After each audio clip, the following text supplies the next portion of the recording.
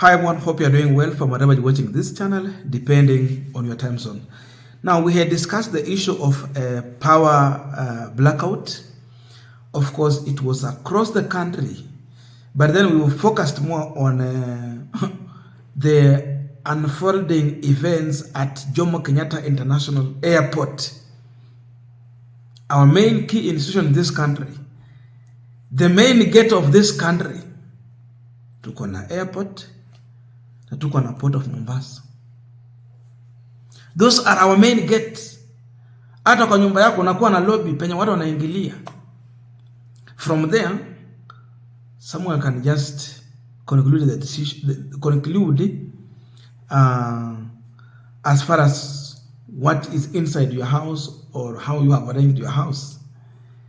So with all this, I saw even our viewers raising serious concern about the extended effect of that power blackout.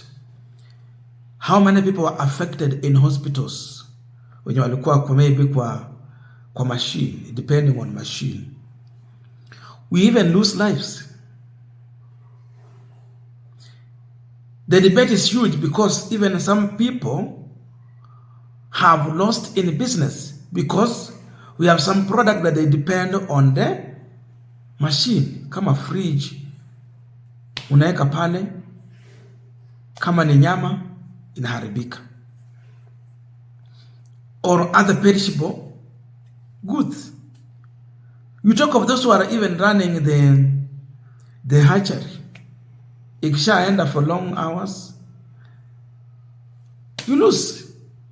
And I gave you a story about my friend who closed his hatchery business because of the losses he was making.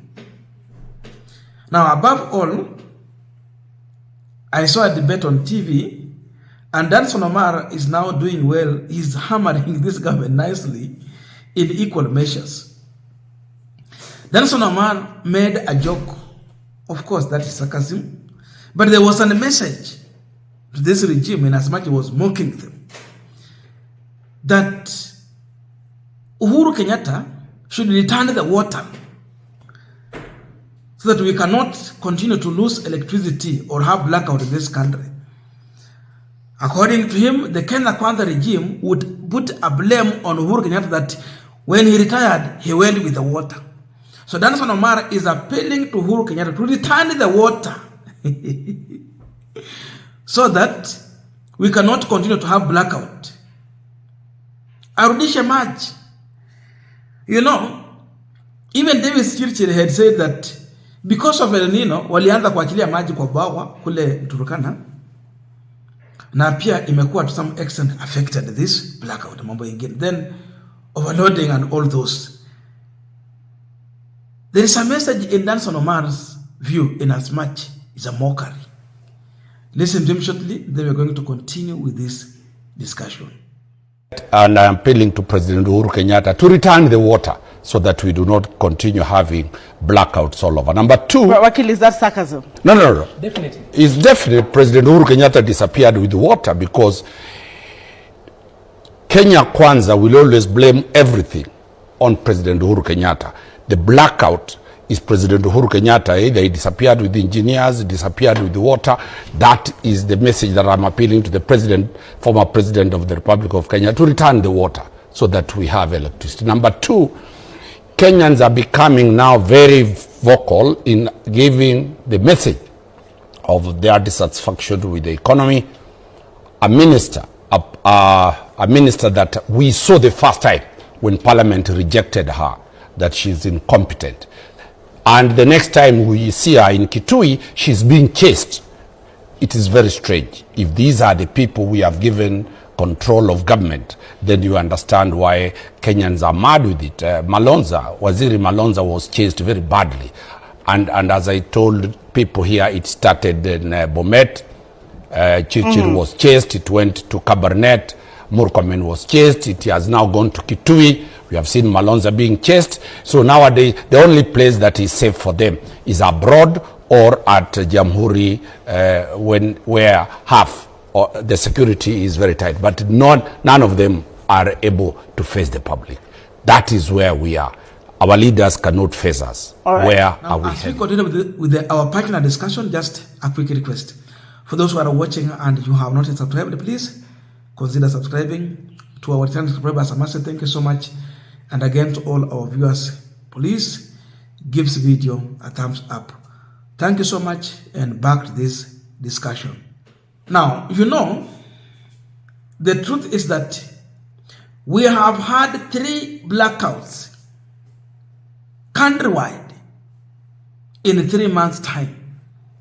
Then that translates to 1 blackout every month. It means even in the next month after December, that's next year, we should anticipate for another blackout. So it has become a routine. They have to do so. This is some of the reason why Dunstan Omari is mocking them. When there was leaking roofs at Jomo Kenyatta International Airport, Kipchumba Murkomen pointed his finger to Uhuru Kenyatta regime. They never take responsibility. They shift a blame, but they are in a position of leadership. They control our resources now, but they shift a blame to a man who retired 1 year ago. That is why Dunstan Omari is bringing that issue that Uhuru arudishe maji. Arudishe maji ndio stima isiende. I like the kind of mockery Dunstan Omari is doing to this regime. I like the kind of sarcasm he's bringing out. It paints the picture of Kenya Kwanza. They are not ready to lead. You can't shift a blame to a man who is not in a position of power when you have the privilege of leading the country. You have all the intelligence information, the best advisors, paid by taxpayers' money, and you still shift a blame. Then you are a curse to our country.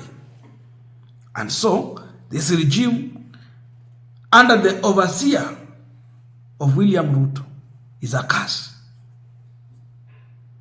Huwezi tuambia mambo ya Uhuru Kenyatta na uko na power.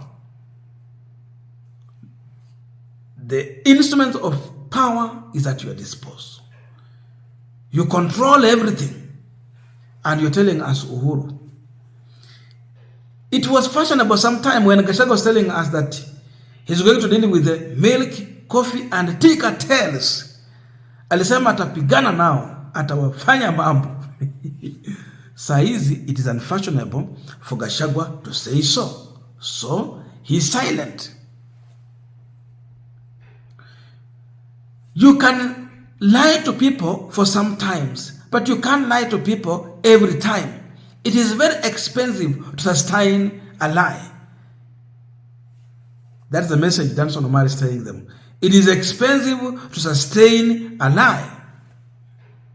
So shifting a blame as of now is no longer fashionable. They have failed completely. And once you have any leader who never takes responsibility, who will always shift a blame, maybe to juniors or the previous management, then you should know you are in a mess. You are in a danger. This leader is definitely showing you the incompetence in him, that he cannot lead and he is not ready to lead. That is what Dunstan Omari is saying. They are not ready to lead, and they are just here to shift a blame. And they do it, they made it to look fashionable, to shift a blame. Walibeba pesa na magunia, ikapita kwa Wilson Airport. Hey. As if the government has somewhere a treasury where they store money. They collect and they store. They collect and they store. Hey. Serikali ina collect, expend. Ina collect, expend. Wako na tu account ya collect pesa na ya kuspend. Hivyo tu. Hakuna savings account, hiyo ya tatu. Ziko tu mbili.